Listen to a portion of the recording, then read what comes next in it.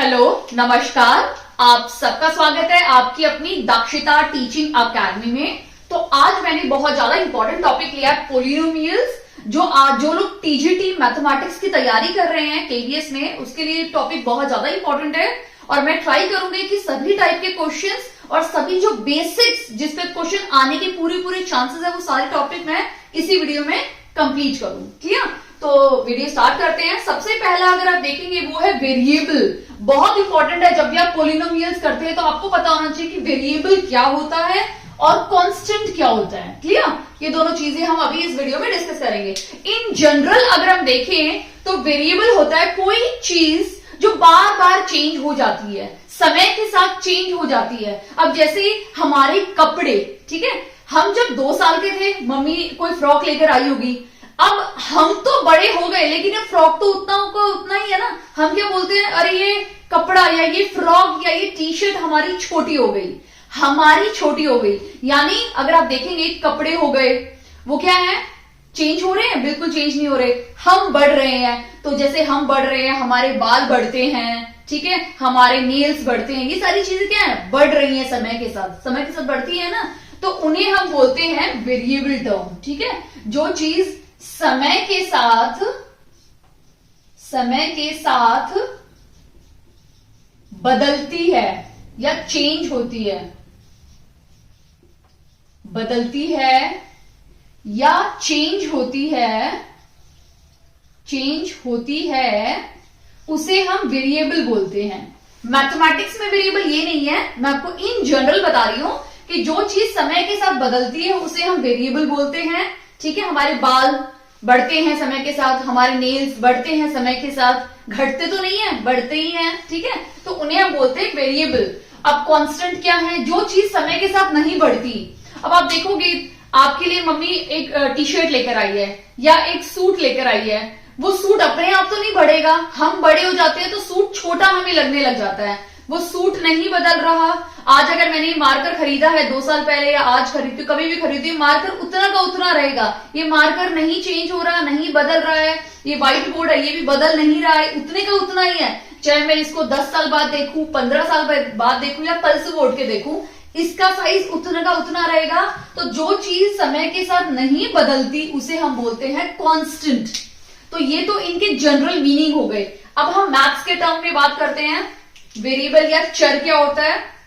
अब अगर आप देखेंगे, हमने सबने एबीसीडी पढ़ा है, तो मैथ्स में क्या होता है, X Y Z A B C, ये जितने भी अल्फाबेट्स होते हैं ना, ये सारे हमारे क्या होते हैं, वेरिएबल होते हैं मैथ्स में। ठीक है, ये जितने भी अल्फाबेट्स होते हैं ये हमारे सारे के सारे क्या होते हैं, वेरिएबल्स होते हैं। क्लियर? और कांस्टेंट क्या होते हैं, जिनके साथ वेरिएबल नहीं होते, जैसे हमारे नंबर 2, 3, 4, ठीक है, ये सारे हमारे क्या होते हैं, कांस्टेंट टर्म। अगर मैं लिख दूं 2x, तो ये हमारा कांस्टेंट टर्म नहीं है।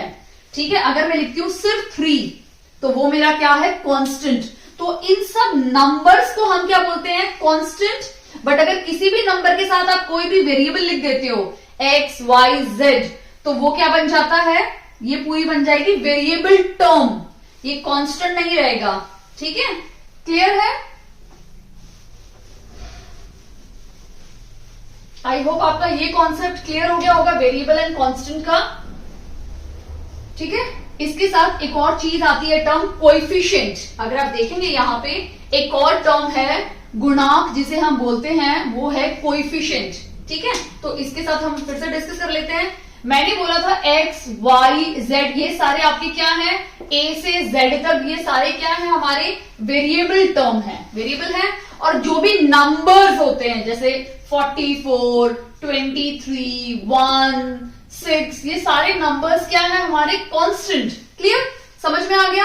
बट अगर मैं लिख दूं 2x, ठीक है, अगर मैं 2x लिखती हूं तो ये x मेरा क्या है, ये x तो मेरा क्या रहेगा, वेरिएबल। ये x मेरा क्या है, वेरिएबल या चर होगा। बट x के साथ जो टर्म है, क्या मैं उसको कांस्टेंट बोल सकती हूं? बिल्कुल नहीं, वो कांस्टेंट नहीं होगी। क्यों?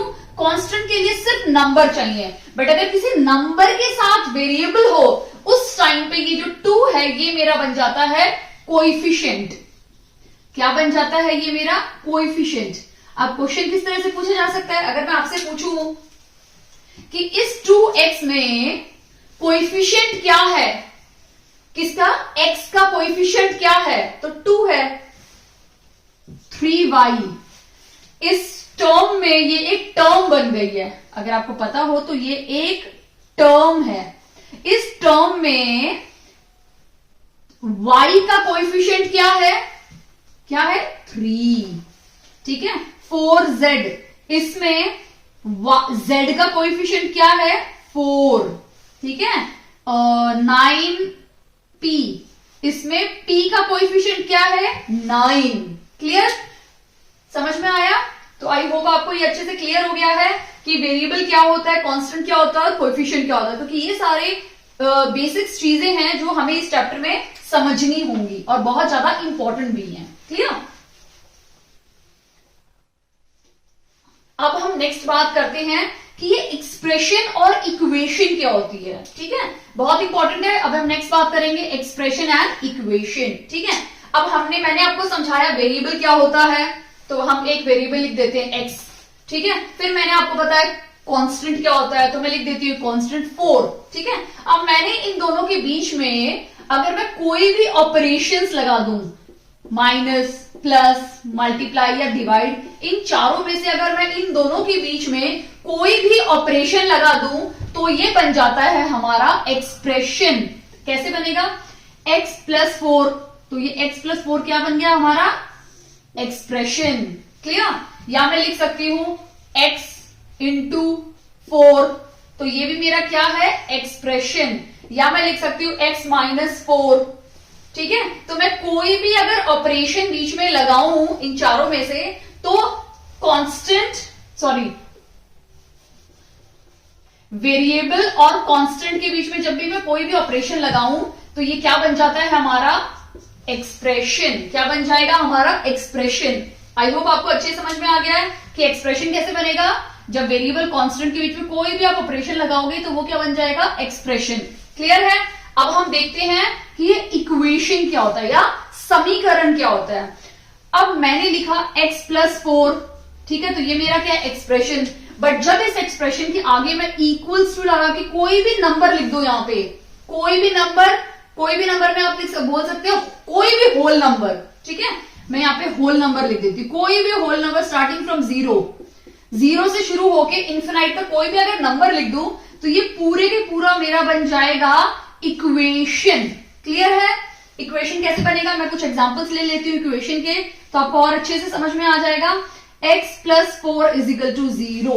मैंने तो बोला था कोई भी होल नंबर, तो होल नंबर कहां से स्टार्ट होते हैं, 0, 1, 2, 3, इस तरह से चलते रहते हैं। या मैं लिख सकती हूँ y minus 7 is equal to 2, ये भी मेरा क्या है, एक equation. z plus 6 is equal to 5, ये भी मेरा क्या हो गया, एक्सप्रेशन, इक्वेशन। तो ये सारी की सारी मेरी क्या है, इक्वेशन। क्लियर है। आई होप आपको अच्छे समझ में आ गया कि वेरिएबल, कांस्टेंट, कोएफिशिएंट, एक्सप्रेशन और इक्वेशंस क्या होती हैं। ठीक है। अब हम नेक्स्ट देखते हैं मोनोमियल, बाइनोमियल एंड ट्राइनोमियल।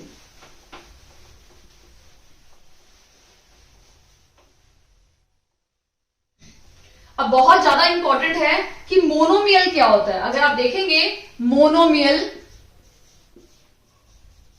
ठीक है, अगर आप देखेंगे नाम मोनो का मतलब होता है 1, ठीक है, मोनो का मतलब क्या होता है, 1, ठीक है। जिस एक्सप्रेशन में या जिस इक्वेशन में सिर्फ एक ही टर्म हो, ठीक है, एक ही टर्म हो, उसे हम बोलते हैं मोनोमियल। ठीक है। इसका एग्जाम्पल देख लेते हैं कि मोनोमियल का एग्जाम्पल क्या होगा। इसका एग्जाम्पल हो सकता है, आप लिख सकते हो 2x एक मोनोमियल है, एक ही टर्म है। या आप लिख सकते हो 4y, ये भी एक ही टर्म है, तो ये क्या होगी, मोनोमियल। तो ये सारे के सारे एग्जाम्पल किसके हैं, मोनोमियल के एग्जाम्पल हैं। ठीक है। मोनो का मतलब होता है 1, जब एक ही टर्म हो उसे हम बोलते हैं मोनोमियल। ठीक है। सेकेंड हम देख लेते हैं बाइनोमियल। ये कंप्लीट हो गया। अभी हम ये देख रहे हैं बाइनोमियल। बाइनो का मतलब होता है बाई, बाई मतलब 2 या 2, जिसमें 2 टर्म हो उसे हम बोलते हैं बाइनोमियल। एग्जाम्पल देख लेते हैं इसका। बाइनोमियल का एग्जाम्पल क्या होगा? 3x + 4, 1 और 2, 2 टर्म आ गई ना। या हम बोल सकते हैं x² + 6, ये भी 1 और 2, 2 टर्म आ गई ना। क्लियर? तो ये सब क्या है? मेरे एग्जाम्पल्स हैं बाइनोमियल के। क्लियर? अब हम तीसरा देख लेते हैं ट्राइनोमियल। ये तीसरा ट्राइनोमियल, ठीक है। नाम से ही पता चल रहा है, ट्राई मतलब 3, ठीक है, 3 या 3, जिसमें 3 टर्म होंगी उसे हम बोलते हैं ट्राइनोमियल। एग्जाम्पल देख लेते हैं। क्या एग्जाम्पल होगा? x² + 7x + 3, कितनी टर्म है? 2 और 3 टर्म है, तो ये ट्राइनोमियल बन गया। या हम लिख सकते हैं z² + xz + 3, कितने टर्म है? 1, 2 और 3 टर्म है, तो ये क्या मिल गए मेरे? ट्राइनोमियल। क्लियर है? मोनो मतलब 1, जिसमें सिर्फ एक ही टर्म होंगी। बाइनोमियल 2, जिसमें 2 टर्म्स होंगी, ठीक है। और ट्राइनोमियल 3, 1, 2, 3, जिसमें 3 टर्म होंगी। क्लियर है? आई होप आपको ये सारी चीजें अच्छे से समझ आ गई हैं। अब हम नेक्स्ट एक देखते हैं, बहुत ज्यादा इंपॉर्टेंट है, वो है डिग्री। क्योंकि इस पे सिंपल क्वेश्चन एग्जाम में पूछे जा सकते हैं। बहुपद का घात, ठीक है, बहुपद का घात, ये एग्जाम में आपसे पूछा जा सकता है। या डिग्री ऑफ पोलिनोमियल, ठीक है, जिसको हम बोलते हैं डिग्री ऑफ पोलिनोमियल। किसी भी पोलिनोमियल की डिग्री हम कैसे निकालेंगे वो हम देख लेते हैं, बहुत ज्यादा इंपॉर्टेंट है। क्लियर? अब जैसे मैं यहां पे लिख रही हूं x² + 3x + 4 = 0, ठीक है, ये मैंने एक इक्वेशन लिखी है। अब इस इक्वेशन मुझे निकालना है कि इसकी डिग्री क्या होती है। तो मैं आपको एक अच्छे से बता दूं, डिग्री होती है कि किसी भी वेरिएबल के ऊपर जो हम पावर लिखते हैं ना, वो डिग्री होती है। अब आप बोलोगे मैम यहां पे भी x है जिसके ऊपर पावर 2 है, यहां पे भी x है जिसकी पावर 1 है, तो डिग्री कौन सा होगा? डिग्री होगा इन दोनों में से जो सबसे बड़ी पावर होगी वो पावर हम एज अ डिग्री लेंगे, ठीक है। तो यहां पे अगर आप देखेंगे तो यहां पे पावर 1 है, यहां पे पावर 2 है, तो इस इक्वेशन में क्या डिग्री हो गई? डिग्री क्या है? डिग्री है 2। क्यों? क्योंकि 2 हमारी सबसे बड़ी पावर है। क्लियर है? तो वो हमारी क्या हो जाएगी? Degree of polynomial. इस पोलिनोमियल की डिग्री क्या है? 2। क्लियर? हाँ, एक और बात मैं यहां पे भूल गई। अब पोलिनोमियल्स क्या होते हैं? जैसे मैंने आपको मोनो बताया जिसमें 1 टर्म होती है, बाइनो जिसमें 2 टर्म होती हैं, ट्राइनो जिसमें 3 टर्म होती। तो पोली का मतलब होता है मैनी, बहुत सारी, ठीक है। तो जो बहुत सारी टर्म्स होती हैं उस टाइम पे पोली का मतलब होता है मैनी। जब बहुत सारी टर्म्स होती है उस टाइम पे हम वर्ड यूज करते हैं पोलिनोमियल्स। क्लियर? तो यहां पे डिग्री कितनी होगी हमारी? 2 डिग्री होगी। एक और क्वेश्चन देख लेते हैं हम लोग ऐसा ही सेम। 4y⁴ + 3⁴ + 7y + 6 = 0, ठीक है। ये हमारी एक इक्वेशन है। इसमें हमें क्या बताना है? इसमें डिग्री बतानी है। तो अगर आप देखेंगे तो इसकी डिग्री 1 है, इसकी डिग्री 2 है और इसकी डिग्री 4 है। तो इस पोलिनोमियल की डिग्री क्या होगी? 4, डिग्री 4। अब डिग्री को पता करने के लिए आपको एक चीज दिमाग में रखनी है कि जब भी आप डिग्री को देखो तो डिग्री हमारी क्या होनी चाहिए? होल नंबर होना चाहिए, ठीक है। डिग्री क्या होना चाहिए हमारा, या पावर क्या होनी चाहिए? Whole number. क्लियर? स्टार्टिंग हो सकती है 0 से लेके 1 2 इन्फिनाइट तक। क्लियर? बट डिग्री क्या नहीं होनी चाहिए वो आपको ध्यान देना है, ठीक है। सबसे पहले डिग्री आपकी माइनस में नहीं होनी चाहिए, ठीक है। -4 -3 कोई भी इंटीजर का जो नेगेटिव पार्ट है वो नहीं होना चाहिए। फिर फ्रैक्शंस में नहीं होनी चाहिए, 4/5 सॉरी 4/3 3/2, ठीक है। तो यानी जो आपकी डिग्री है, आप ऐसे इक्वेशन नहीं लिख सकते हैं 3y - 4, तो ये डिग्री में काउंट नहीं होगी। या फिर y 2/3 प्लस 7y3/2। तो ये जो बटे में है ना या फ्रैक्शंस में है, ये भी डिग्री के तौर पे काउंट नहीं होंगे। क्लियर है? दो चीज याद रखनी है, नेगेटिव नहीं होना चाहिए और फ्रैक्शंस में नहीं होना चाहिए। डिग्री क्या होनी चाहिए? होल नंबर होना चाहिए। क्लियर?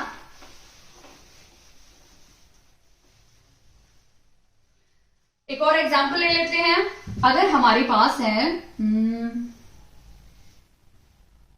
xy² प्लस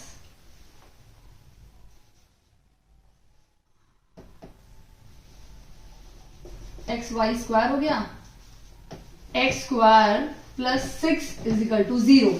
ठीक है, सपोज ये मेरी इक्वेशन है, इसमें मुझे डिग्री निकालना है।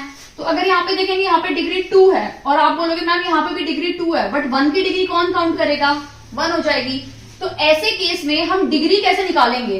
ठीक है, क्योंकि यहाँ पे भी इसको 2 है, यहाँ पे भी 2 है, तो हम क्या करेंगे, सबसे पहले हम डिग्री को इसको टोटल करेंगे। अगर हम तो ऐड करते हैं तो ये 3 हो जाएगा। ठीक है, यानी ये डिग्री 2 है, यहाँ पे डिग्री 3 है, तो उस टाइम पे हमारी जो डिग्री होगी, degree of this polynomial is 3। Clear है? आपको जब दो वेरिएबल एक साथ हो, उनके डिग्री या उनके पावर्स को आप ऐड करके फिर देखेंगे कि किसका हाईएस्ट डिग्री है। क्लियर है? आई होप आपको ये अच्छी समझ में आ गया है। अब हम नेक्स्ट टॉपिक देखते हैं। नेक्स्ट सेट हम बात करने वाले हैं वो है हमारा जीरो पोलिनोमियल। हमें पता होना चाहिए जीरो पोलिनोमियल क्या है, कांस्टेंट पोलिनोमियल क्या है, लीनियर, क्वाड्रेटिक एंड क्यूबिक। क्योंकि और फिर जो ये टॉपिक है ये बहुत ज्यादा इंपॉर्टेंट है, इस पे बेस्ड आपके क्वेश्चन एग्जाम में पूछे जा सकते हैं जीरोज ऑफ पोलिनोमियल से या बहुपद के शून्यांक से। आपका क्वेश्चन एक क्वेश्चन तो आप एक्सपेक्ट कर सकते हो, आपके एग्जाम में पूछा जा सकता है। तो सबसे पहले जीरो पोलिनोमियल देख लेते हैं कि जीरो पोलिनोमियल होता क्या है। ठीक है, अगर आपका p ऑफ x 0 है, ठीक है, अगर आपका p ऑफ x 0 है, ठीक है, तब हम बोलते हैं कि ये कंडीशन है जीरो पोलिनोमियल्स की। क्लियर है? समझ में आया? कांस्टेंट पोलिनोमियल की कंडीशन क्या है? अगर आपका p ऑफ x है, सॉरी p ऑफ x है, उसमें x पावर 0 है। ठीक है, x पावर 0 का मतलब ये है कि हमें ये अच्छे से पता है कि किसी भी वेरिएबल टर्म का अगर पावर 0 है तो उसकी वैल्यू 1 होती है। ये तो हमने पहले ही पढ़ा हुआ है, अपने लॉ ऑफ एक्सपोनेंशियल का एक फॉर्मूला है। तो अगर मैं इसको सॉल्व करूंगी तो ये 1 ही आ जाएगा, यानी हमें एक कांस्टेंट टर्म मिल गया, वेरिएबल तो रहा ही नहीं। तो ये 1, इसका मतलब, क्योंकि मैंने आपको बताया था कांस्टेंट या अचर का मतलब क्या होता है, सिर्फ नंबर्स आएंगे, कोई भी वेरिएबल टर्म नहीं आएगी। तो यहाँ पे आप ये मत बोला कि मैं आपने वेरिएबल लिया है, मैंने वेरिएबल लिया है लेकिन उसके ऊपर पावर 0 है, और किसी भी वेरिएबल के ऊपर अगर पावर 0 है तो उसका मतलब होता है 1। क्लियर है?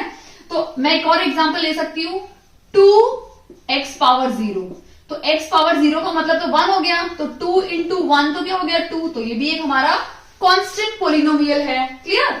अब थर्ड हम देख लेते हैं कि लीनियर पोलिनोमियल्स क्या होता है। लीनियर मतलब स्ट्रेट लाइन, रेखीय। ठीक है, तो लीनियर पोलिनोमियल की क्या कंडीशन रहेगी आपकी, x प्लस 4 = 0, जिसका पावर 1 हो। अब इसका यहाँ पे x का पावर क्या है, 1 है। ठीक है, कुछ भी नहीं है तो 1 ही रहेगा ना। तो x पावर 1 है, जिसका पावर या जिसकी डिग्री 1 होती है, जिस पोलिनोमियल की डिग्री 1 होती है, वो हमारी कंडीशन होती है लीनियर पोलिनोमियल्स की। क्लियर? अब हम बात करते हैं, लीनियर के बाद आता है हमारा क्वाड्रेटिक पोलिनोमियल्स।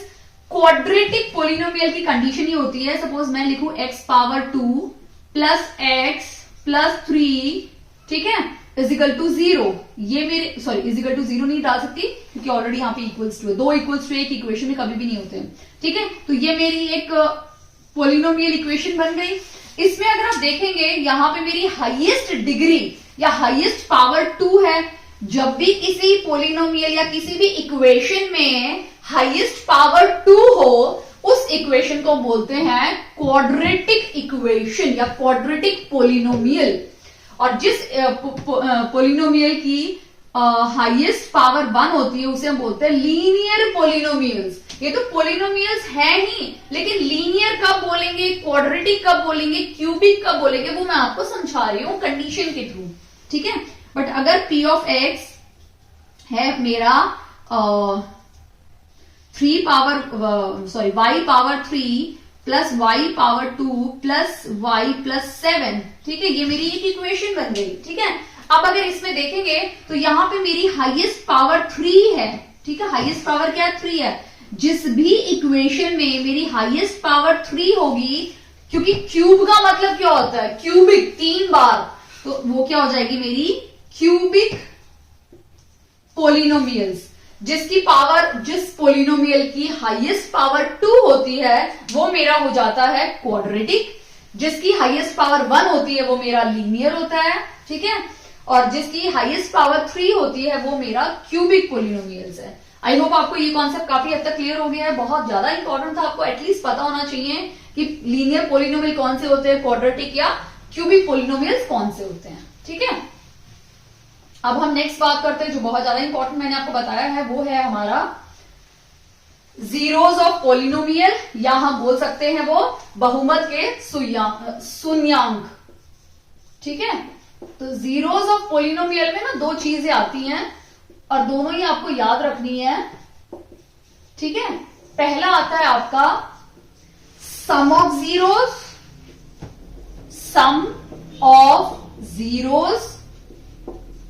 एंड दूसरा आता है हमारा product of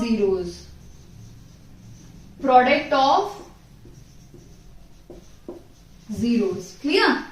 some of zeros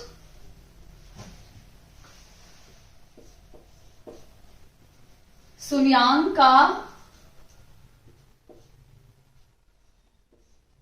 का योगफल। ठीक है, और ये है हमारा शून्यांक का गुणनफल।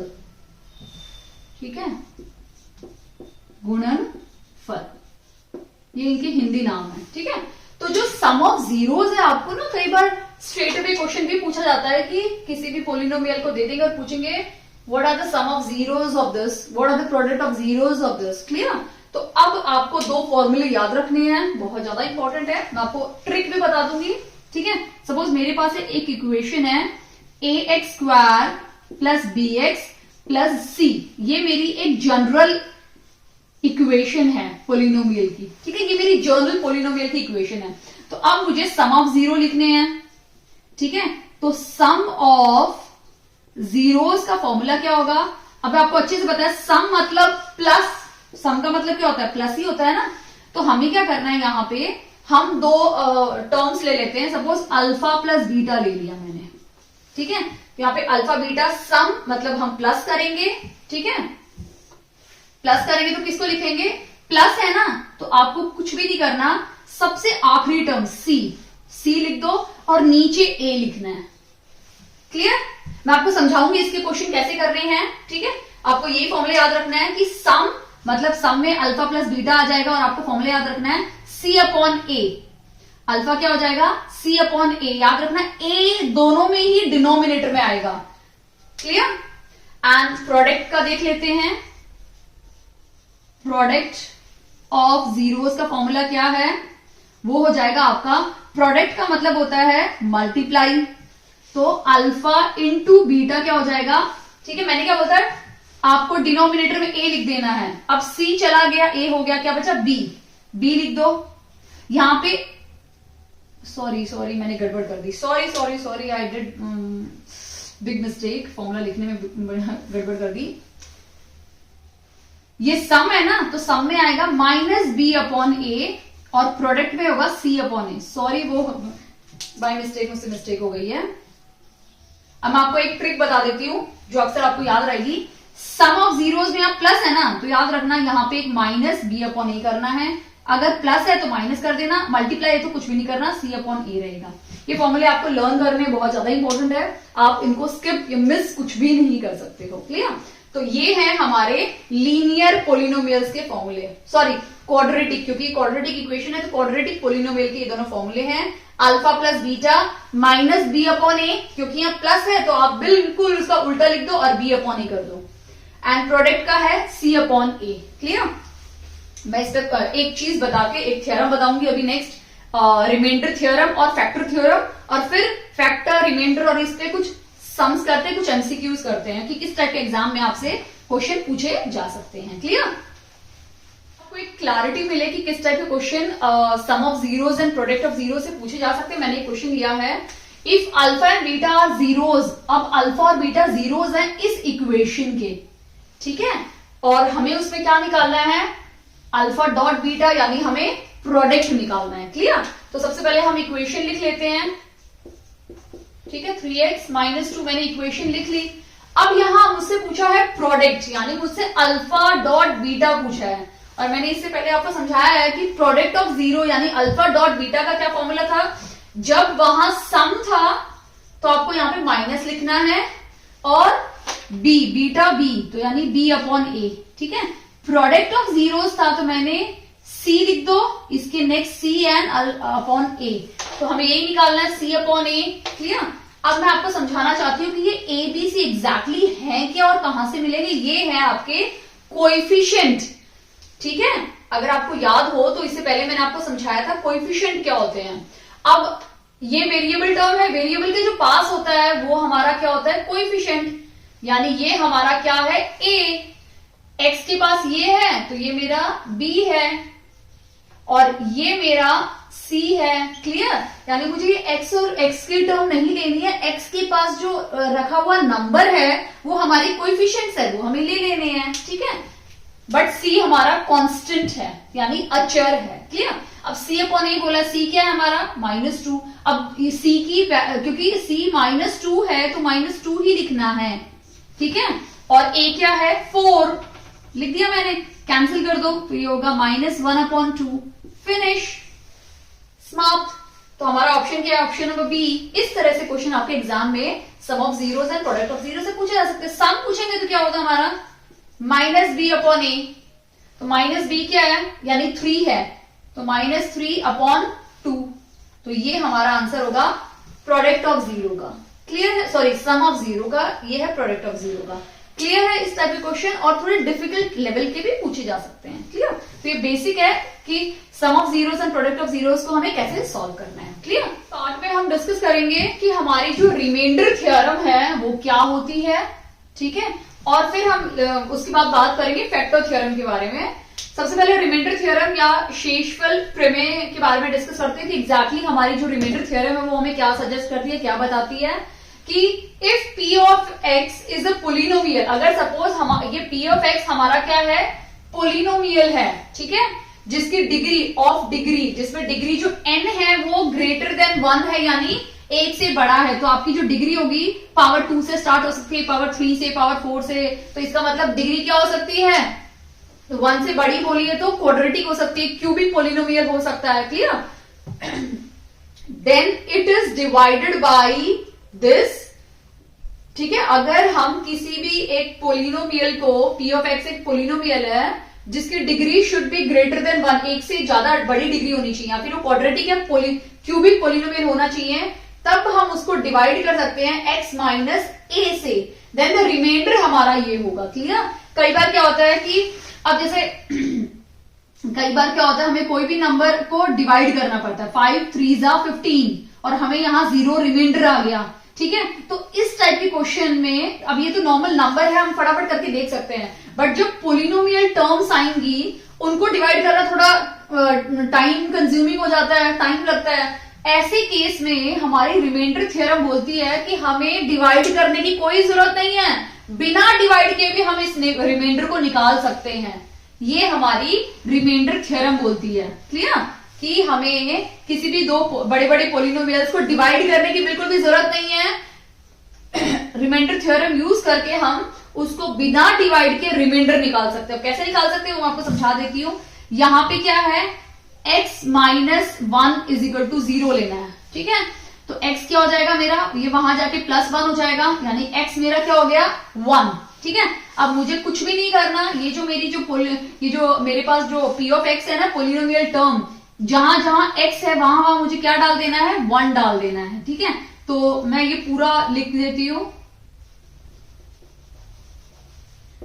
x4 minus 6x square plus x cube plus 5x plus 1। अब मैं p ऑफ 1 कर देती हूँ, ठीक है। तो ये 1 हो जाएगा। 1 को कितना भी पावर लिखो 1 ही रहने वाला है, -6 + 1 + 5 + 1, ठीक है। अब ये देखिए इनमें से माइनस हो गए थे, -5 हो गया और ये 5 हो गया, ठीक है। ये दोनों कट गए, क्या बचा 1 और 1 मिलके क्या बन गया 2। यानी जब हम इतनी बड़ी इस इक्वेशन को डिवाइड करेंगे x - 1 से, तो हमें रिमाइंडर, बहुत बड़ा लेंथी प्रोसेस हो जाएगा, सबको आता होगा, हमने 8th स्टैंडर्ड में लॉन्ग डिविजन मेथड किया हुआ है। अगर हम इसको इसे डिवाइड करेंगे तो हमें रिमाइंडर मिलेगा पूरा सॉल्व करके, और रिमाइंडर थ्योरम हमें सजेस्ट करती है कि हमें डिवाइड करने की कोई भी जरूरत नहीं है, हम डायरेक्टली इस मेथड से रिमाइंडर निकाल सकते हैं, जो है हमारा 2 रिमाइंडर। क्लियर है। अब बात आई, चलो रिमाइंडर तो हमने सॉल्व कर लिया, हमें मिल गया। अब बात आई क्वेश्चन की, कि अगर एग्जाम में पूछा कि बिना डिवाइड किए क्वेश्चन निकालो, उस टाइम पे हम कैसे करेंगे। तो उसके लिए मेरे पास एक ट्रिक है, मैं आपको बताऊंगी। तो आपको कोई सॉल्व करने की, बिल्कुल भी पूरा सॉल्व करने की जरूरत ही नहीं पड़ेगी, आपको सिर्फ वो ट्रिक यूज करना है। बहुत इजी है, डेफिनेटली सबको आ जाएगी, बिल्कुल भी टेंशन लेने की जरूरत नहीं। आपको ट्रिक यूज करो, आपको क्वेश्चन भी मिल जाएगा। तो रिमाइंडर थ्योरम से आप रिमाइंडर निकाल सकते हो, क्वेश्चन थ्योरम जो मैं समझाऊंगी उससे आप क्वेश्चन निकाल सकते हो। ओके, अभी इससे पहले मैंने आपको समझाया था कि रिमाइंडर कैसे निकालना है बिना डिवाइड किए। अब मैं आपको बताऊंगी इस क्वेश्चन के थ्रू कि कोएफिशिएंट कैसे निकालना है बिना डिवाइड किए, ठीक है। तो यहाँ पे क्वेश्चन बोला है कि डिवाइडिंग द पोलिनोमियल, जब हम इसको डिवाइड करेंगे इससे, तो हमें क्या करना है, कोएफिशिएंट निकालना है, ठीक है। सॉरी, कोएफिशिएंट निकालना है, नॉट कोएफिशिएंट, इट्स कोएफिशिएंट, ठीक है। यानी अगर हम इसको x - 3 से बहुपद इसको भाग देंगे, तो हमें भागफल ज्ञात करना है। तो कैसे करेंगे, तो सबसे पहले हम क्या करेंगे, इसको लिख लेते हैं, ठीक है। तो सबसे पहले हम क्या करेंगे, x - 3 = 0, ठीक है। तो हमें इस यहां से किसकी वैल्यू मिल जाएगी, x की। तो x क्या हो गया 3, ये वहां जाके प्लस हो जाएगा, तो x 3 हो गया। तो हमें x की वैल्यू क्या मिल गई 3। अब क्या करना है आपको, जैसे मैं बताती हूँ वैसे आपको लिखना है। जो ये वैल्यू 3 है उसको यहां पे लिख दीजिए, फाइन। अब यहां पे हमें क्या करना है, सबके कोएफिशिएंट्स लिखने हैं, ठीक है।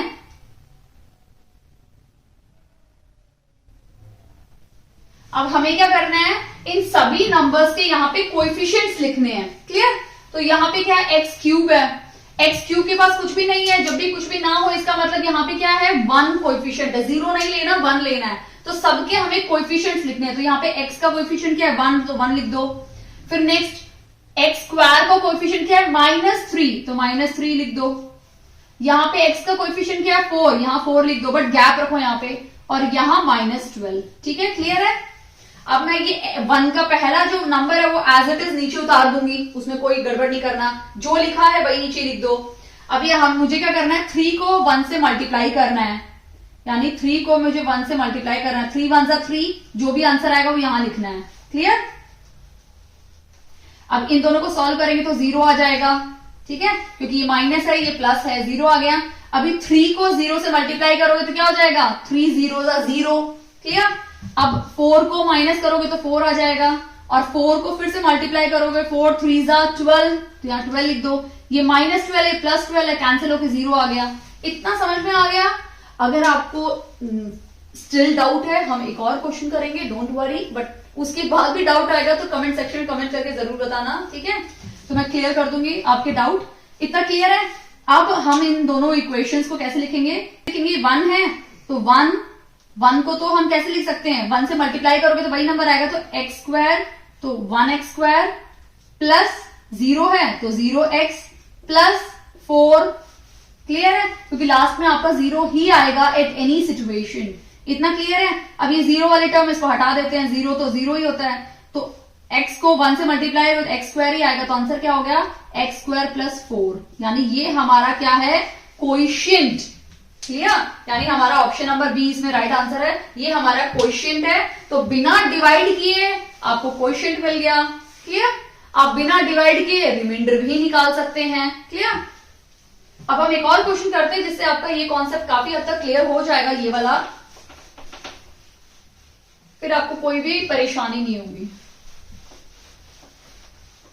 क्वेश्चन लेते हैं, फैक्टराइज द पोलिनोमियल। यहां पे हमें इस पोलिनोमियल को क्या करना है, फैक्टराइज करना है और देखना है। अब तक हमने क्या किया था, क्वाड्रेटिक को किया था, तो by splitting of middle term से हमें वैल्यू मिल जाती थी, बट यहाँ पे तो 4 टर्म्स है, तो मैं इसको वापस, ओके, मैं बताना भूल गई कि जो मैंने मेथड आपको समझाया था उसको बोलते हैं सिंथेटिक मेथड। जो मैं वापस यहाँ अप्लाई करने वाली हूँ, तब मैं बताने वाली थी, बट मुझे अभी याद आ गया कि चलो मैं बता देती हूँ। ठीक है, तो x माइनस हमें ये इक्वेशन दी हुई है। ठीक है, अब सबसे पहले हमें एक वैल्यू चाहिए जो उसमें सब्स्टिट्यूट करेंगे, जिससे हम स्टार्ट करेंगे। तो अगर आप देखेंगे तो हम सबसे पहले सबसे छोटी वैल्यू ले लेते हैं, x माइनस 1 ले लेते हैं। चलो ठीक है, तो x minus 1 is equal to 0। तो x क्या हो गया 1। अब इस x1 को हम यूज करेंगे, पुट करके देखते हैं कि क्या ये इसका फैक्टर है या नहीं है। ठीक है, x1 आ गया मेरा, तो 1 को यहां पे लेंगे तो ये 1 ही रहेगा, माइनस ये 2 बन जाएगा, माइनस 1 प्लस 2, ये दोनों कैंसिल हो गए, ये दोनों कैंसिल हो गए और 0 आ गया। इसका मतलब x माइनस 2 जो है वो फैक्टर है इस पोलिनोमियल का। क्लियर, तो यानी हमारे जो ऑप्शन है उसमें से ये तो एलिमिनेट हो गया कि नन ऑफ दीज तो हो ही नहीं सकता है। फिर यहाँ पे x माइनस 1 नहीं है तो ये भी एलिमिनेट हो गया। इसका मतलब इन दोनों में से ही हमारा आंसर मिलने वाला है, क्योंकि ये तो हमारा फैक्टर है। अब ये फैक्टर है या नहीं है वो हमें फाइंड करना है सॉल्व करके। क्लियर, तो मुझे 1 मिल गया, तो मैं स्टार्ट करती हूँ सिंथेटिक मेथड से। ठीक है, तो सबसे पहले मुझे यहाँ पे 1 लिखना है, बाकी वैल्यू कैसे लिखेंगे हम, ये 1, ये -2, ये क्या होगी -1 और 2। क्लियर, स्टार्ट करते हैं। सबसे पहला टर्म हम नीचे लिख देते हैं 1 का 1, 1 1 जा 1, ये हो जाएगा -1, -1 इंटू 1 यानी -1, तो क्या आ गया -2, -2 इंटू 1 -2, ये कैंसिल होकर 0 मिल गया। क्लियर है इतना? मैंने अभी समझाया था, इस मेथड को हम बोलते हैं सिंथेटिक मेथड, जो आपको आना ही चाहिए अगर आप अपने एग्जाम्स क्रैक करना चाहते हैं। अब इसको कैसे लिखेंगे, सबसे पहला टर्म क्या लिखते हैं हम लोग, x स्क्वायर, ठीक है, minus x minus 2 is equal to 0। अब ये 1 से मल्टीप्लाई होगा तो x स्क्वायर ही रहेगा। तो ये हमें एक इक्वेशन मिल गई, जिसको अभी हम सॉल्व करके क्या निकालेंगे, splitting of the term use करके हम बाकी की 2 टर्म्स निकालेंगे। तो मैं ये ऊपर का इरेज कर देती हूं। ठीक है, तो इक्वेशन क्या थी मेरी, x square minus x minus 2। कैसे यूज करेंगे, हमें ऐसा नंबर ढूंढना है जिसको ऐड करने पर यानी प्लस करने पर 1 आए और इंटू करने पर 2 आए। तो 2 1 जा 2, 2 से 1 से मल्टीप्लाई करें 2 मिल गया, और 2 से माइनस करेंगे 1 तो 1 मिल जाएगा। तो हमें 2 और 1 2 वैल्यूज मिल गई हैं। ठीक है, सॉल्व करना स्टार्ट करती हूं मैं। तो कैसे लिखेंगे, x square minus 2x plus x minus 2 हो गया, x common, x minus 2 plus 1 x minus 2, तो क्या मिल गई वैल्यू, x प्लस 1 और x माइनस 2, ये दो वैल्यू हमारी मिल गई है। और ऑलरेडी पहले से हमारे पास एक वैल्यू थी, वो थी x माइनस 1।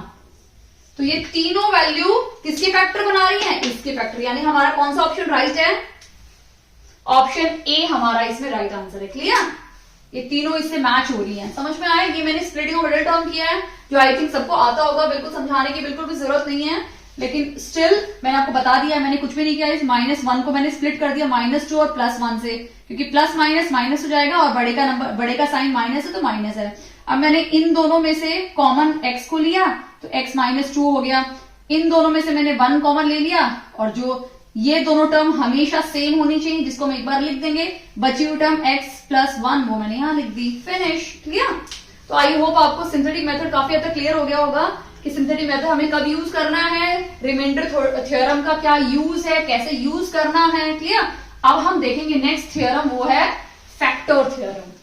जैसे हमने रिमाइंडर थ्योरम पढ़ी है, क्या होता है, उससे हम क्या निकाल सकते हैं, वैसे ही सेम हमारे पास फैक्टर थ्योरम है, और दोनों ही बहुत ज्यादा इंपॉर्टेंट है। ठीक है, फैक्टर थ्योरम या गुणनखंड प्रमेय क्या होता है वो हम देख लेते हैं। ठीक है, फिर उस पर एक बेस क्वेश्चन भी करेंगे, जिससे आपका कॉन्सेप्ट क्लियर हो जाएगा कि इस थ्योरम को हमें कैसे और कहां यूज करना है। क्लियर, तो if px is a polynomial, अगर px एक पोलिनोमियल है जिसकी डिग्री, अगेन वही कंडीशन है, मैंने आपको समझाया था इससे पहले, then dividing by this, clear, if remainder, ये कंडीशन हमें दी हुई है, तो हम बोल सकते हैं कि x minus A is a factor of this.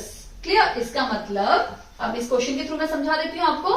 अब हमें दिया हुआ है x माइनस 3, क्वेश्चन में बोला है कि ये हमारा क्या है, इसको चेक करना है क्या ये इसका फैक्टर है या नहीं है।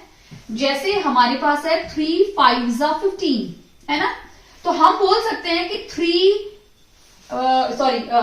का फैक्टर 3 भी है और 15 का फैक्टर 5 भी है, दोनों ही इसके फैक्टर हैं। कैसे पता चलेगा? जब मैंने 15 को 3 से डिवाइड किया तो मुझे 5 मिल गया, और जब मैंने 15 को 5 से डिवाइड किया तो मुझे 3 मिल गया। मतलब इनकी टेबल में ये जा रहे हैं, इसका मतलब ये दोनों के दोनों नंबर ही किसके फैक्टर है? 15 के फैक्टर है। क्लियर है? वैसे ही हम इसमें यूज करेंगे, इसमें फैक्टर थ्योरम हमें ये बोलता है कि जो हमारी x माइनस 3 वैल्यू जो है ना, उसको सबसे पहले हमें क्या करना है? इक्वल्स टू 0 करके देखना है और एक वैल्यू निकालनी है, जिससे हमें वैल्यू मिलेगी 3। ठीक है, हमें ये 3 वैल्यू मिल गई। अब इस 3 वैल्यू को मैं इस इक्वेशन में सब्स्टिट्यूट करके देखूंगी। ठीक है, अगर मेरा और या इक्वेट करूंगी 0 से, जो अभी मैंने किया है। ठीक है, ये मैंने कर दिया ना 0 से इक्वेट, तो मुझे वैल्यू मिल गई। अब मैं क्या करूंगी? इस वैल्यू को चेक करने के लिए कि क्या इसका फैक्टर है या नहीं है, जहां जहां x होगा मैं वहां वहां क्या करूंगी? 3 लिख दूंगी। अगर आंसर 0 आया तो ये इसका फैक्टर है। अगर मेरा आंसर 0 नहीं आया, इसका मतलब ये वैल्यू इसका फैक्टर नहीं है। क्लियर? स्टार्ट करते हैं। तो पी ऑफ एक्स क्या दिया हुआ है? X cube minus 3x square plus 4x minus 12, ये हमें इक्वेशन दी हुई है, ये पोलिनोमियल है। अब मैं यहां पे p ऑफ 3 पुट कर देती हूं, तो 3 का क्यूब 27 हो जाएगा, माइनस 3 और 3 3 जा 9, 9 3 जा 27, डायरेक्टली लिख देती हूं यहां पे 27, ये दोनों कैंसिल हो गए, प्लस 4 3 जा 12 और माइनस 12, ये दोनों भी कैंसिल हो गए, तो क्या बचा? 0। मैंने बोला था अगर आपका ये 0 निकल आता है, देखो यहाँ कंडीशन दी हुई है, 0 निकल आता है, तब हम बोल सकते हैं कि ये value is factor of this. यानी अभी हम बोल सकते हैं कि x माइनस 3 किसका फैक्टर है? इस पोलिनोमियल का फैक्टर है, और हमें वही चेक करना था। तो हमने चेक किया, हमारा रिमाइंडर 0 आया। रिमाइंडर 0 का मतलब है ये वैल्यू इस पोलिनोमियल की फैक्टर है। क्लियर है? आई होप आपको अच्छे समझ में आ गया होगा कि फैक्टर थ्योरम और रिमाइंडर थ्योरम में क्या डिफरेंस है। क्लियर? अब हम कुछ एमसीक्यू एक्स्ट्रा एमसीक्यूज करते हैं बेस्ड ऑन दिस चैप्टर, जिससे आपका इस चैप्टर के जितने भी क्वेश्चंस है मैंने वैसे कंप्लीट कर दिए हैं, जो बहुत ज्यादा इंपॉर्टेंट है। अब हम कुछ एक्स्ट्रा क्वेश्चंस कर लेते हैं, तो आपको एक बेसिक आइडिया मिल जाएगा कि किस टाइप के क्वेश्चन एग्जाम में पूछे जा सकते हैं। ओके, एक्स्ट्रा एमसीक्यूज देखते हैं। Question number 5, the degree of polynomial. मैंने आपको समझाया था डिग्री ऑफ पोलिनोमियल क्या होता है? बहुपद की घात। तो सबसे पहले हमें इस इक्वेशन में डिग्री निकालना है। ठीक है, तो मैंने आपको समझाया था कि जो सबसे बड़ी पावर होती है, तो यहां पे तो ये तो 2 है, ये x की पावर 2 है, यहाँ पे x की पावर 4 है, तो ऑब्वियसली बात है 4 बड़ा नंबर है, बड़ी पावर है, तो इसमें आंसर क्या होगा? ऑप्शन नंबर बी, 4 इसकी हाईएस्ट यानी सबसे बड़ी पावर है या सबसे बड़ी डिग्री है। क्लियर? तो इस पूरे की डिग्री क्या है? 4। क्लियर? 6 क्वेश्चन देख लेते हैं। If 1 0 of the quadratic polynomial, ये हमें क्वाड्रेटिक पोलिनोमियल दिया हुआ है जिसकी वैल्यू बोला है 2 है। ठीक है, इस पूरे की वैल्यू 2 बताई हुई है, हमें k की वैल्यू निकालनी है। क्लियर? तो हम इसको कैसे सॉल्व करेंगे? p ऑफ x क्या हो जाएगा? x स्क्वायर प्लस 3x है, सॉरी 3x, रुको ये क्वेश्चन अलग है तो यहां पे मैं ये बना देती हूँ, 3x प्लस k। ठीक है, जिसमें से हमें p ऑफ x 2 दिया हुआ है, तो 2 इज इक्वल टू 2 नहीं दिया, सॉरी 2 वैल्यू पुट करनी है, सॉरी, तो ये हो जाएगा 2 स्क्वायर, p ऑफ 2 क्या हो जाएगा? 2 square plus 3 into 2 plus k, तो ये हो जाएगा 4 प्लस 6 प्लस k, तो ये क्या हो गया? 10 प्लस k। जो ये वैल्यू है ये 0 के इक्वल है, तो k क्या हो जाएगा? -10। क्लियर? k ये 10 उस जाएगा तो माइनस हो जाएगा। क्लियर है? तो यानी हमारा ऑप्शन में बी इसमें राइट आंसर है। क्लियर? तो जब भी ऐसे कोई वैल्यू निकालनी हो, ये 2 दिया हुआ, 2 वैल्यू इसमें पुट कर दो, आपको k की वैल्यू मिल जाएगी। क्लियर? बट बहुत इंपॉर्टेंट है कि आपको इक्वल्स टू के साथ इक्वेट करना है, नहीं इक्वेट करेंगे तो आपको 10 मिलता, 10 मतलब ये लगाते आपका आंसर 0 हो जाता। तो इक्वल्स टू के उस साइड 0 लिखना बहुत ज्यादा इंपॉर्टेंट है। क्लियर? अब यहाँ पे दिया हुआ है question number 7, the necessary condition for the indices of x। ठीक है, मैंने आपको अभी बताया था कुछ टाइम पहले कि किसी भी पोलिनोमियल के ऊपर जो हम डिग्री लिखते हैं, ठीक है, वो डिग्री, जो भी डिग्री हमें लिखते हैं वो कैसी होनी चाहिए। मैंने आपको पहले ही स्टार्टिंग में बताया था कि degree should be whole number. जो भी हम डिग्री लिख रहे हैं, अब यहाँ पे डिग्री देखोगे तो ये 4 नंबर है, यहाँ पे डिग्री देखोगे तो ये 2 है, ठीक है। डिग्री होल नंबर में होनी चाहिए, ना तो माइनस होनी चाहिए कि x पावर -2 लिख दिया, ये रॉन्ग हो जाएगा, ना ही x पावर 2/3 लिख देना, तो ना ही फ्रैक्शन में लिखना है, ना ही माइनस में लिखना है, या इंटीजर्स भी नहीं होना चाहिए। तो इंटीजर्स नहीं होनी चाहिए, रियल नंबर नहीं होनी चाहिए, क्योंकि रियल नंबर में रैशनल और इरैशनल दोनों आते हैं, वो भी नहीं होना चाहिए, ठीक है। नेचुरल नंबर क्योंकि 1 से स्टार्ट होता है तो हम तो 0 को भी इंक्लूड करते हैं, ठीक है। तो आंसर क्या होना चाहिए, होल नंबर। क्लियर है ये, मैंने आपको पहले स्टार्टिंग में ही बताया था, अगर आपने वीडियो ध्यान से देखा हो, होल नंबर। क्लियर। देखते हैं, one of the factors of, ये हमें इक्वेशन दी हुई है, इसके फैक्टर निकालने हैं, ठीक है। बहुत सिंपल है, इस टाइप पे जब भी क्वेश्चन आए ना फैक्टर निकालने के लिए, तो आप ना कोई भी एक वैल्यू लेके सब्स्टिट्यूट करके देखना स्टार्ट कर दो कि इसका फैक्टर है या नहीं है। सबसे बेस्ट ट्रिक है, आपका समय बचेगा, ठीक है, रेदर देन सॉल्विंग। इसको सॉल्व करने से बेटर है, 1 है सबसे छोटा, तो मैं अभी 1 डालना चाहूंगी पहले।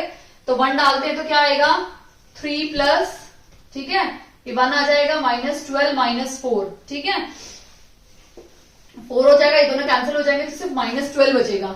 तो 1 इसका फैक्टर नहीं है, ठीक है। अब मैं 2 डाल के देखती हूँ फैक्टर है या नहीं है। तो 2 2 4, 4 2 8, 8 3 24 प्लस 2 2 4 -12 2 24 और -4, तो ये दोनों कट गए, ये दोनों कट गए, इसका मतलब 0 आ गया, यानी 2 इसका फैक्टर है, ठीक है। ऑप्शन नंबर डी हमारा राइट आंसर है। इसको कैसे सॉल्व करना है वो मैं एक बार आपको बता देती हूँ, ठीक है। तो आप इसको मेरे साथ साथ इसको सॉल्व कर सकते हैं, बहुत सिंपल क्वेश्चन है, कुछ भी नहीं करना इसको। आपको ये जो इक्वेशन लिखी हुई है ना, -12x -4, जब भी फैक्टर वाला क्वेश्चन आए ना, आप सबसे छोटी, अगर 0 होता तो मैं 0 से स्टार्ट करती, 0 है नहीं, सबसे छोटा 1 था तो मैंने 1 यहां पुट किया, तो 1 का क्यूब तो 1 ही निकलेगा, तो 3 आ गया, प्लस 1 स्क्वायर तो 1 ही रहेगा, -12 -4। तो इसको जब मैंने सॉल्व किया तो ये दोनों और ये कैंसिल हो गया, तो सिर्फ 12 बचा, तो ये इसका फैक्टर नहीं है, नहीं है ना 1 फैक्टर। अब मैंने 2 चेक किया, तो 2 का क्या था, 8 × 3 आ गया, तो 8 3 24, तो मैंने डायरेक्टली 24 लिख दिया, प्लस 2 का स्क्वायर 4 हो जाएगा, -12 2 24 हो गया, और -4 हो गया, ये इससे कट गया, ये इससे कट गया, 0 आ गया। इसका मतलब 0, अगर आंसर आपका किसी भी इस तरह से आप निकालते हैं और आपका 0 आंसर आ जाता है, इसका मतलब जो 2 है ये इसका, इस पोलिनोमियल का फैक्टर है। क्लियर, इसलिए मैंने 2 को टिक कर दिया। आई होप आपको अच्छे समझ में आ गया है। अब हम नेक्स्ट क्वेश्चन करते हैं, क्वेश्चन नंबर 9। थोड़ा इंपॉर्टेंट क्वेश्चन है, क्वेश्चन नंबर 9। इफ हमें इक्वेशन दी हुई है लीव्स रिमाइंडर, मतलब इस क्वेश्चन को जब हमने सॉल्व किया ना, तो हमें रिमाइंडर मिला -2x व्हेन डिवाइडेड बाय, यानी जब इस पोलिनोमियल को हमने इससे डिवाइड किया तो हमें ये रिमाइंडर मिला। क्लियर है सब कुछ। अब हमें क्या करना है, हमें इस की वैल्यू निकालनी है। ओके, कैसे करेंगे, सबसे पहले हम इसको इसको सॉल्व करेंगे, तो x² + 2 = 0 हो जाएगा। तो x² की वैल्यू क्या आ गई, -2, हमें x² क्या मिल गया, -2। अब पैनिक होने की जरूरत नहीं है, क्योंकि हमें x² -2 मिला है, नो प्रॉब्लम, x रूट में मत जाना कभी भी, ठीक है। तो हम यहाँ क्यूब डाल देते हैं, क्योंकि अक्सर पोलिनोमियल्स की इक्वेशन से स्क्वायर होते हैं, तो आपको इजी हो जाएगा। पहले हम यहाँ पे =0 लिखते थे जब वो उसका फैक्टर होता था या उससे डिवाइड हो रहा है, या रिमाइंडर 0 है, बट यहाँ पे रिमाइंडर बोला है 2x, तो हम यहाँ पे -2x लिखेंगे, मतलब 0 की जगह पे जो रिमाइंडर दिया है मैंने वही रिमाइंडर लिख दिया। सॉल्व करते हैं, क्या हम x³ को x².x लिख सकते हैं, प्लस 5 स्क्वायर है तो इसको -2 लिख देती हूं, प्लस 10k = -2x। अब ये x² है तो वो -2 है, तो ये हो जाएगा -2x प्लस 5 2 10 और माइनस है तो -10 हो जाएगा, प्लस 10k = -2। अब ये और ये दोनों कट गए, तो क्या बचा, -10 प्लस 10k = 0। अब ये 10 भाई उस साइड चला जाएगा, तो क्या हो जाएगा, पॉजिटिव। तो ये इज इक्वल टू 10, तो के क्या हो जाएगा 10 डिवाइड बाई 10 कैंसिल होके के क्या आ गया 1। क्लियर? तो हमारा क्या ऑप्शन नंबर है, ऑप्शन नंबर सी इसमें राइट आंसर है 1। क्लियर है? आई होप आपको अच्छे समझ में आ गया है। यहाँ पे 0 होता तो हमें यहाँ 0 लिखना पड़ता, यहाँ पे कोई भी वैल्यू दी होती वही हमें वैल्यू यहाँ पे रिमाइंडर की जगह पे लिखना होता। क्लियर है? अब हम नेक्स्ट क्वेश्चन देखते हैं। इफ अल्फा बीटा गैमा, यहाँ पे हमें अल्फा बीटा गैमा तीनों दिए हुए हैं। इससे पहले अगर आपको याद हो तो मैंने आपको ये हमारा जब 3 आ जाते हैं तो क्यूबिक पोलिनोमियल बन जाता है, और क्वाड्रेटिक जब 2 रहते हैं तो क्वाड्रेटिक पोलिनोमियल के मैंने आपको फॉर्मूले बताए थे कि सम ऑफ का क्या फॉर्मूला होगा -b/a और प्रोडक्ट का होगा c/a। ये मैंने फॉर्मूले आपको बताए थे।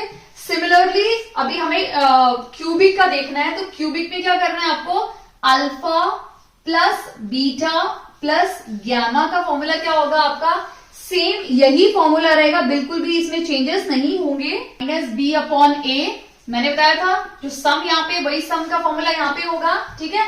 अब alpha beta plus beta gamma plus gamma alpha, इसका क्या हो जाएगा हमारा c/a। क्लियर है? ये दो फॉर्मूले लास्ट में, क्योंकि ये क्यूबिक है तो इसमें एक और फॉर्मूला ऐड हो जाएगा अल्फा बीटा एंड गैमा, ये तीनों का। उस टाइम पे आपका एक और कोएफिशिएंट कूद जाएगा, वो है हमारा d, तो -d/a। क्लियर? समझ में आया आपको? ये स्मॉल d लिखना था, मैंने कैपिटल लिख दिया, सॉरी, स्मॉल d/a। क्लियर है? आई होप आपको अच्छे समझ में आ गया है। तो ये कुछ चीजें आपको याद रखनी है। ये है हमारी क्यूबिक की और ये है हमारी क्वाड्रेटिक पोलिनोमियल्स की। ठीक है? इन्हीं पे बेस्ड हम ये क्वेश्चन करने वाले, क्योंकि इसमें गैमा भी है, इसीलिए मैंने आपको ये बताया है कि ये हमारा ऊपर वाला है क्वाड्रेटिक पोलिनोमियल का, और नीचे वाला है हमारे तीनों फॉर्मूले क्यूबिक पोलिनोमियल के। क्लियर? तो क्वाड्रेटिक के भी पूछे जा सकते हैं और क्यूबिक के भी आपसे एग्जाम में पूछे जा सकते हैं। क्लियर? अब हम इन क्वेश्चन को सॉल्व कर लेते हैं। तो क्वेश्चन में क्या बोला है, if alpha beta gamma zeros हैं इस इक्वेशन के, तो ये इक्वेशन में लिख देती हूं, x³ - 6x² - x + 30। ठीक है? हाँ, इक्वेशन मैंने लिख दी है। अब हमें क्या बोला है कि देन इसकी वैल्यू निकालनी है हमें।